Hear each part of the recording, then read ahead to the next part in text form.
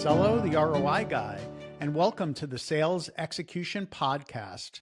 Joining me today is Jake Gould. Hi, Jake. Tom, good afternoon. Thanks for having me. Awesome. Jake is the Director of Enablement and Marketing Analytics for sales execution firm Triptych. And we're here to talk about everything intelligence. We know that artificial intelligence is all the rage today. Jake, my first question for you is, why is intelligence, do you think, so needed for our practice of sales and the sales function? Yeah, great question. And I think it is because companies are really trying to meet the marketplace where it's at with tools that we're seeing like ChatGPT and Siri and operations like that. And they need scale to a lot of people, captive and non-captive people. They need it fast and they need it regulated. So they're going, how do we engage in this to meet kind of this market space, but also create our internal need or meet our internal need for speed, compliance, and content. So absolutely. And customers have gotten a lot more demanding in terms of their expectations too in this new world, which is driving some of that need. Talk about elevated customer expectations. yeah, buyers both in the consumer space and the commercial space anticipate that when you arrive somehow on their radar, you should know a lot more about them or their need or their instance.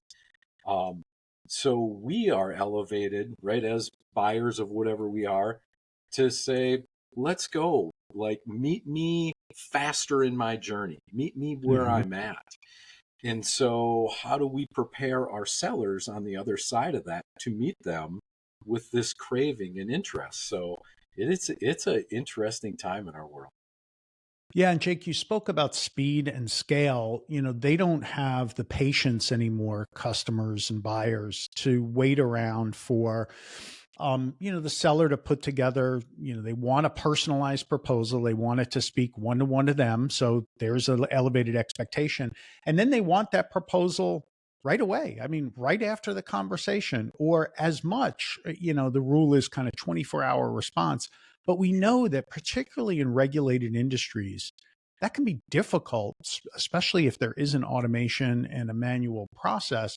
It can take days, sometimes even a couple of weeks, I've seen at certain organizations, just to get these proposals reviewed, make sure they're compliant and get turned around, right?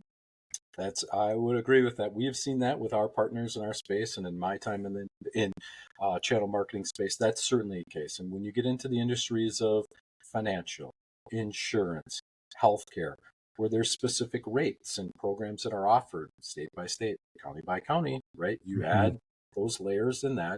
And again, if we go back to the consumer side or a commercial buyer side, hey, can't I just go out and in 5 minutes get the information that I need? What's taking you so long?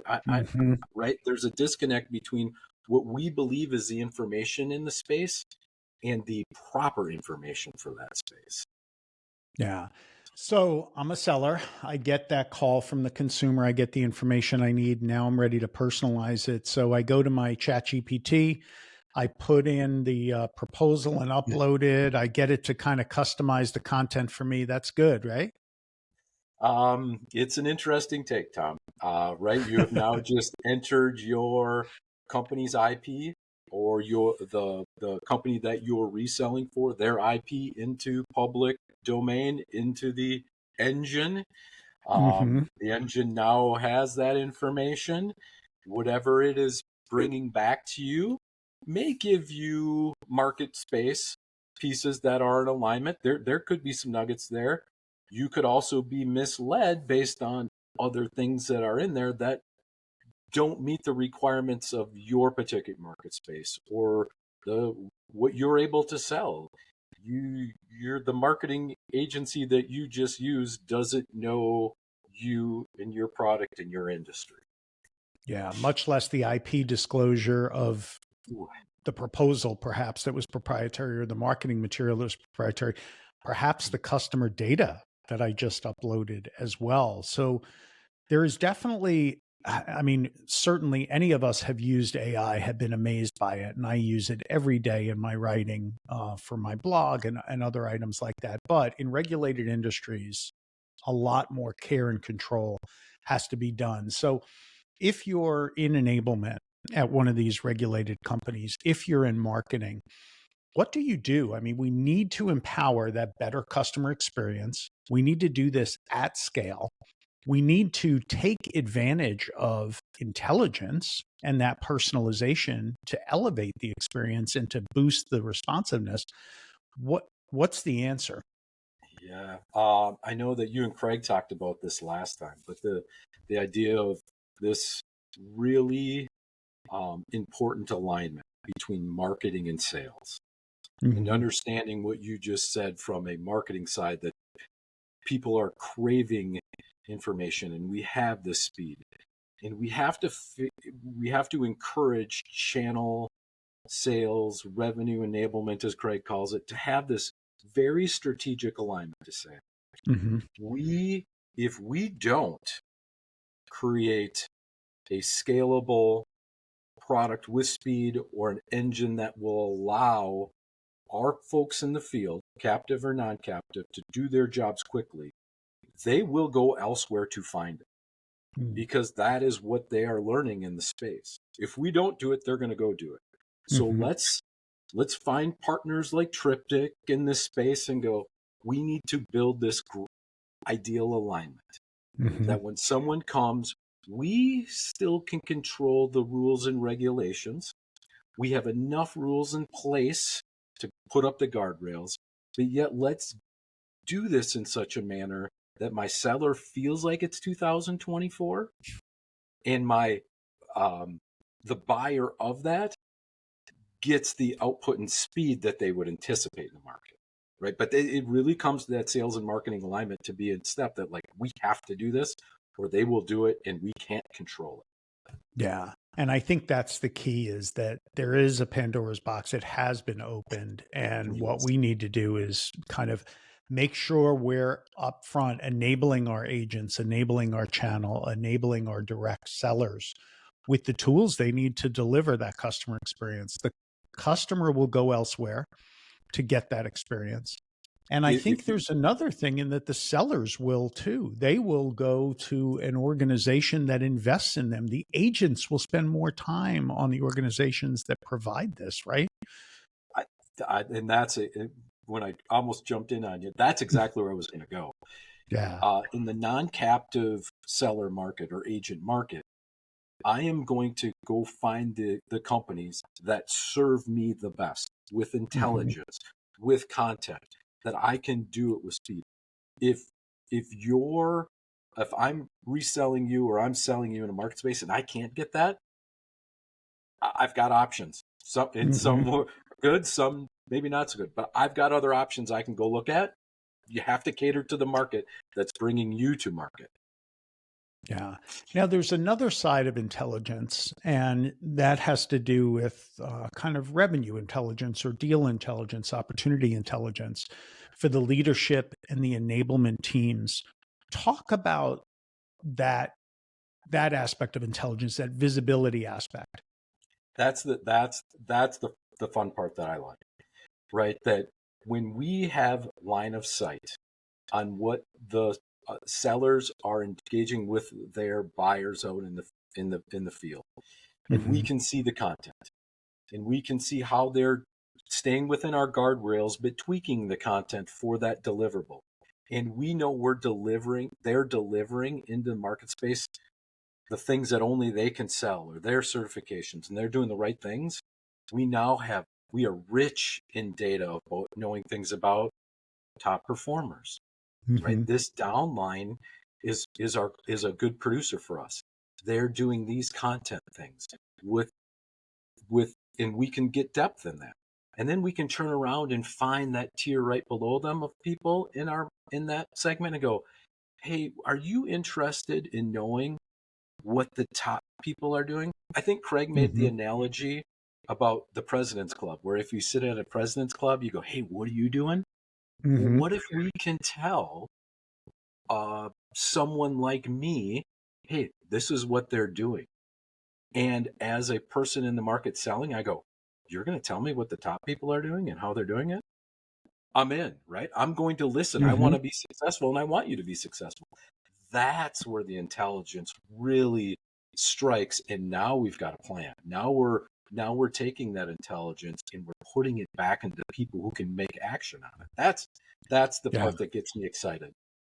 Jake, I'll tell you what, if I was sales enablement at one of these organizations that sells through a big agent channel, um, I would be doing that. I would have like a winners circle or winners club newsletter that goes out and like the best, here is what they're doing. And I would use that as a continual differentiator to provide that intelligence out there, not just to the enablement team, which is important because you need to tune what it is that you do.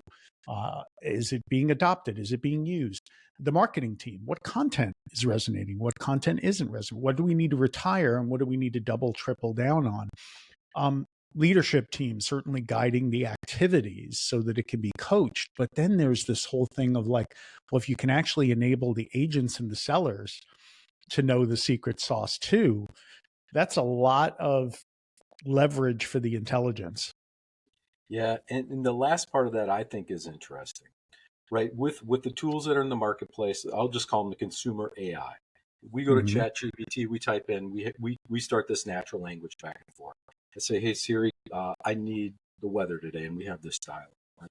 But when we touch that end person and we serve something up to them, and we make their life easy, yeah, they might want to do the natural language thing, but if we are instructing them, but by the way, through your experience, we're already doing it all the way behind the scenes and giving you the intelligence, and they have the Hmm. confidence in that, you're breeding their confidence that you've cut out human steps in their process to filter through all the content, to filter Yeah. through what I should do, right? Yep. They get a ton of benefit.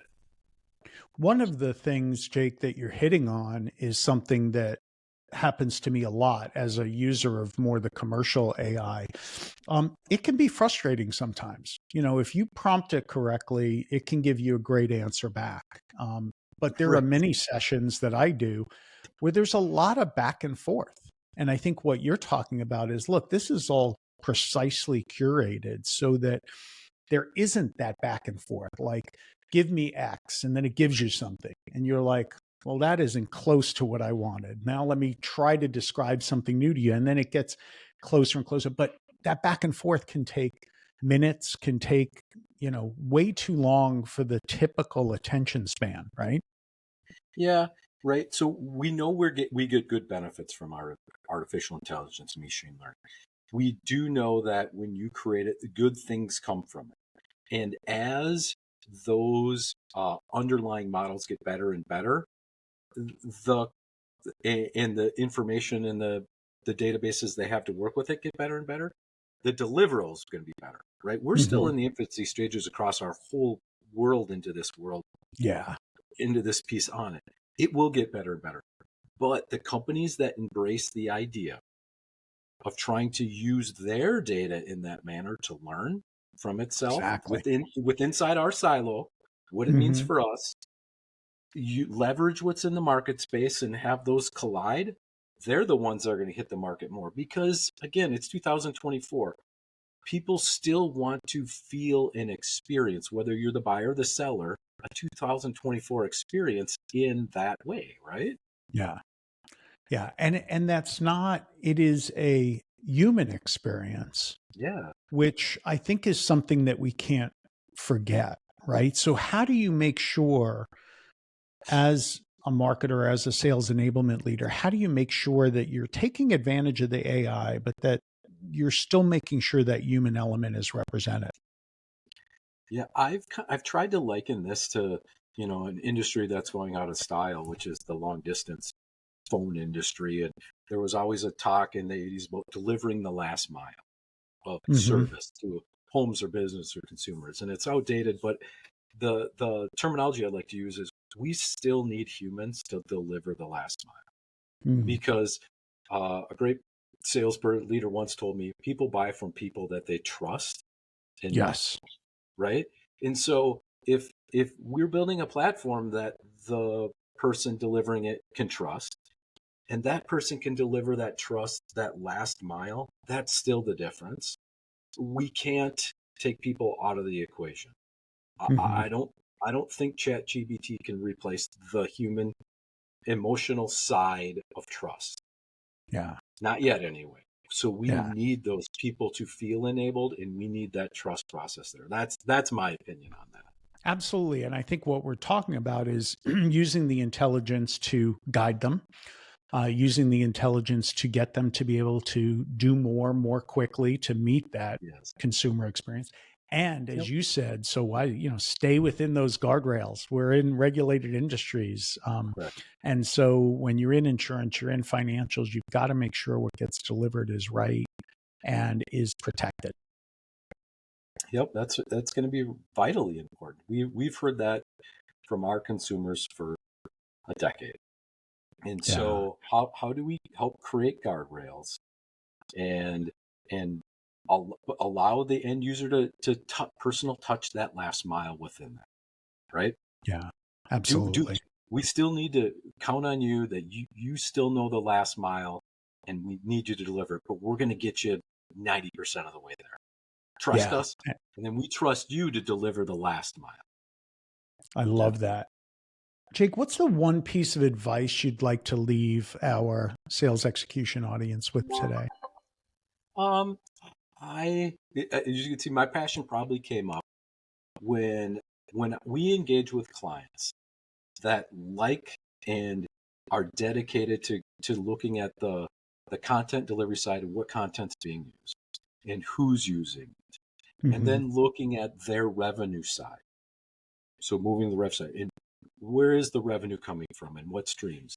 And the people that can play together there and engage in that space to find the relationships or the correlations, and I could get into statistical things, but look at that. They're the ones that are successful, and they're going to want to engage in this intelligence space because, as you mentioned before, everyone along the food chain wants part of that intelligence. Yeah. And so let's embrace it, and it's not going away. So how do we embrace it, and how do we put it in to each stakeholder's area in a manner of which helps them be better and build that trust cycle? That's to me where, if you are in this space and you're trying to figure out where you go, I appreciate Craig's take on it. Like, find that trust between marketing and sales, and believe you're going to get great outputs. And that's why I love it. Absolutely. So intelligence for the customer to deliver that better experience, intelligence for the seller to make them more productive, more efficient, and keep them within the guardrails that we need to keep them in. And then for the leadership and enablement teams, intelligence for visibility, guidance, and strategy, right? As well as tactics. And each person along the chain be willing to embrace it enough that you understand where it's coming from, how it's being derived, and believe in it. And so I like that Jake, approach. thank you so much for all your advice today on intelligence and how to leverage that for sales. If you like what you heard, hit the like button, subscribe to the Sales Execution Podcast. This is Tom Pisello, the ROI guy. And until next time, keep selling.